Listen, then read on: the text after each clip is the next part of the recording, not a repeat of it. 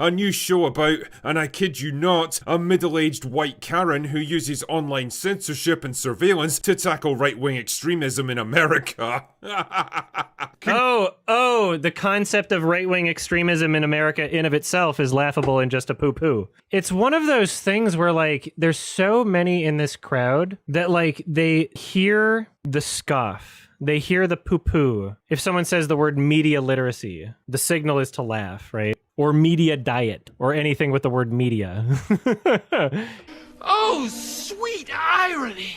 God, the irony is so thick it's almost palpable. YMS being the pretentious, terminally online douchebag who looks like a zesty Lloyd Christmas calls out drinkers media literacy, which is just an up-your-ass way of saying you're wrong. You know, you can just skip saying media literacy, so you won't sound like you huff your own farts, and just explain how drinker is wrong. But the thing is, drinker isn't wrong, because your degenerate mind sucks, is such a leftist dipshit. He completely focuses on the wrong part of what drinker is talking about, and thinks is funny. He's not laughing at the fact that right-wing extremists exists. It's the fact that Jessica Chastain, looking like a stereotypical Karen, is going to be the one to take down right-wing Terrys, using online censorship and surveillance. I mean, he literally spells it out, and YMS still misses it. A new show about, and I kid you not, a middle-aged white Karen who uses online censorship and surveillance to tackle right-wing extremism in America. Then goes on to lecture about media literacy. Instead of media literacy, you could just say comprehension. Do these same people find the same issue with the term reading comprehension? Like, can we go back and retroactively say that that's a crazy term?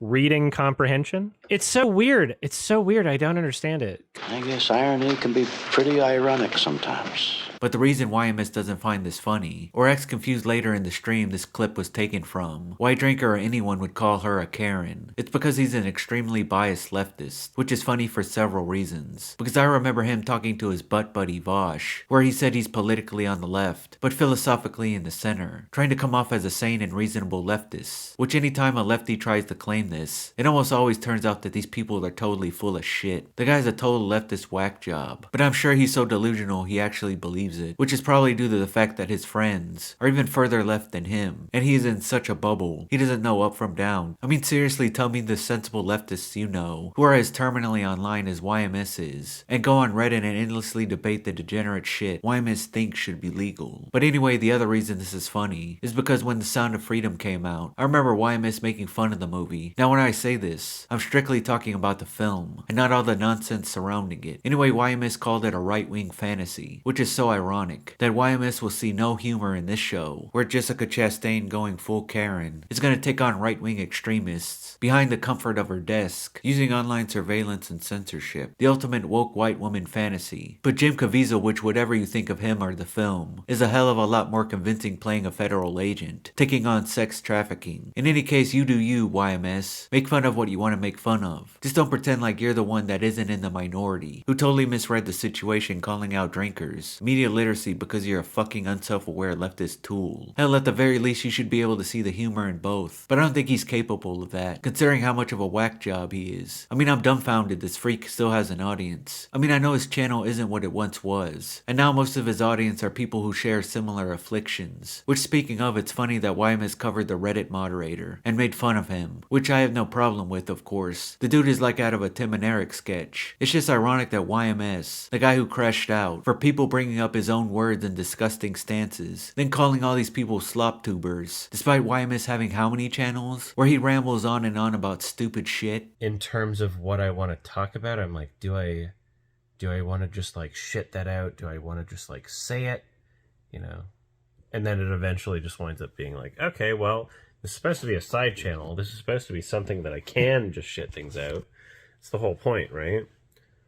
It's supposed to be something where I can just give my thoughts and then just have them show up and be in the world and not have to Then throws out every excuse in the book to try to weasel his way out of taking accountability for his own words, and writing walls of text in seemingly every video, covering his situation and following meltdown. Then blaming these people for hurting his wrist defending his honor, and making insane baseless accusations and slander. Then admitting it's bad faith slander and schizo shit, but then doubling down anyway, and trying to contact people's girlfriends. I mean, I could keep going, but I don't want to be here all day. Bottom line, the dude is absolutely the last person to make fun of a Reddit moderator. It's pot calling the kettle black. I mean, YMS is a lolcow. He's a cautionary tale. Dude had it all, in terms of being a successful online critic, and blew it all by not being able to shut the fuck up. If he would've just stayed quiet after a couple weeks, after the original Rob's Media video came out, I don't think it would have made much of an impact. But the fact that he crashed out so hard basically caused the Streisand effect. It reminds me of that Simpsons episode.